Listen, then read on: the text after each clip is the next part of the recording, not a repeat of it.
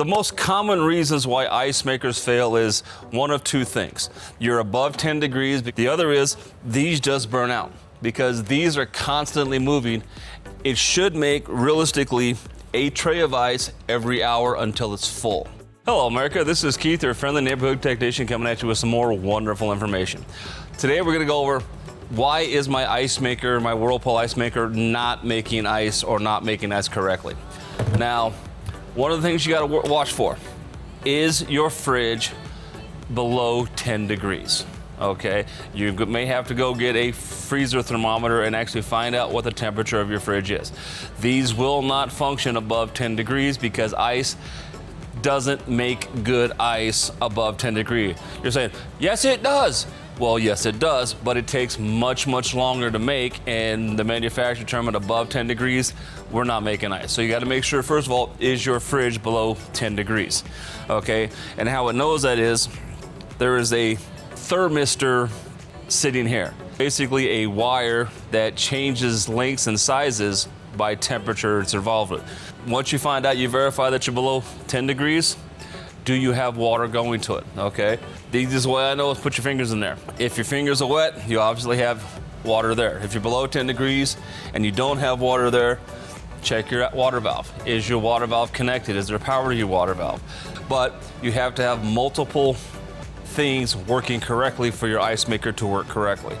Okay, the basic things to check are your temperature. Okay, and basically, is this up or is this down? Okay, now the difference is, you see how this one flops? If you look over here, I actually have a power button that I can manually turn my ice maker off and on. And this here does the same thing. It basically shuts it off, breaks connection inside here, because inside here, this is old school technology. It's basically a little motor here that turns and it makes different contacts at different times depending on what it is in. When it doesn't touch, it cuts power to the motor doesn't move, ice maker's gone. Okay, so the most common reasons why ice makers fail is one of two things. You're above 10 degrees because you want to be able to dish out your ice cream without bending your spoon, and everybody who likes soft ice cream knows exactly what I'm talking about. The other is these just burn out because these are constantly moving. It should make, realistically, a tray of ice every hour until it's full. So if you're using a lot of ice, this thing is constantly working and basically has, every time the connectors close, there is a small surge of electricity, okay? Everybody knows when you walk up to somebody and you shock them, basically that is exactly what happens when those contacts close. There is always a little bit of a shock, and what happens is it burns a hole. Once that hole is burnt, the contact isn't made anymore and it can't function, okay?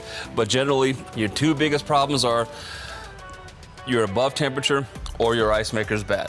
Yes, you can take this apart. Yes, you can try and diagnose it yourself, but it's actually, just replace it. That's the best way to go. If you know you're below 10 degrees, odds are this is your issue, okay? If you have any questions about that, please give us a shout out on YouTube and ask us a question and we'll get you some answers, okay? Have a good day.